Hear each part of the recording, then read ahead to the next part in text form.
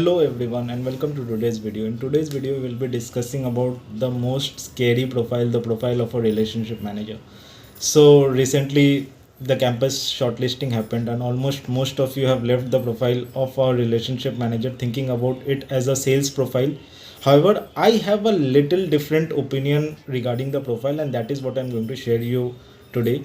So if you understand that the relationship manager handles the funding requirements of the client and the wealth management of the client. So whatever surplus they have, they help in investing the surplus, and also if the company is going to create a new project and having an additional funding requirement, they help in that. So if you think only that you have to pitch clients for the funding requirement, I don't think so. You should think in that tangent only. The first thing what I find in this profile is that you get to liaison with the top CFOs and CXOs of the company, because the pitching which you will be doing is to them. So this is the first point which I wanted to highlight.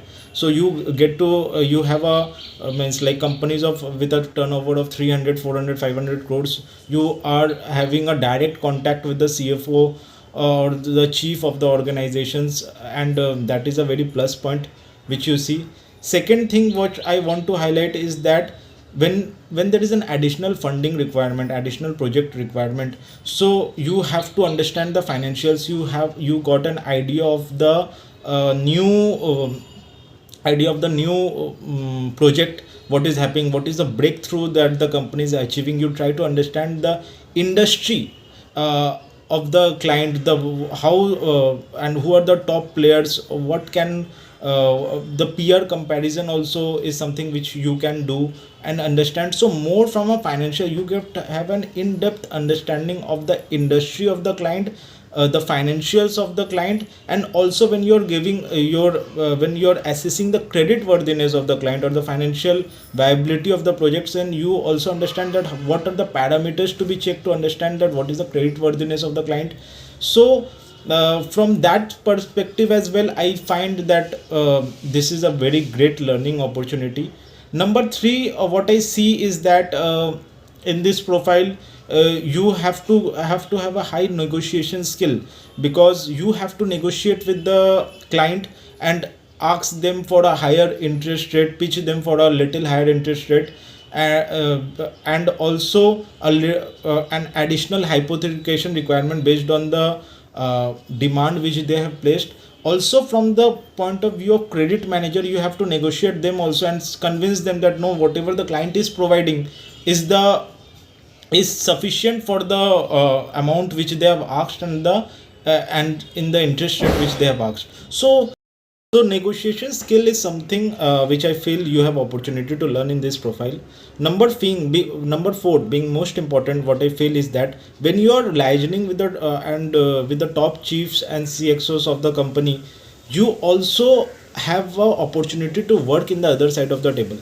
So right now, if you speak, I don't know from where you get all your learnings, but when I speak to people about working in an industry, the only profile which they understand is FP&A, but you are missing that treasury, corporate finance, M&A are some of the cream profiles in an industry. And what does the corporate finance do? It is facilitating in the funding requirements only of the company. Similarly, what does the treasury do? Treasury is working upon the wealth management, the short term wealth management of the organization. So when you have worked in a bank and you have so closely understood how the banking function works, what is the minimum sufficient requirement for hypothecation to be given, what are the best interest rates through which the best interest rates for a client.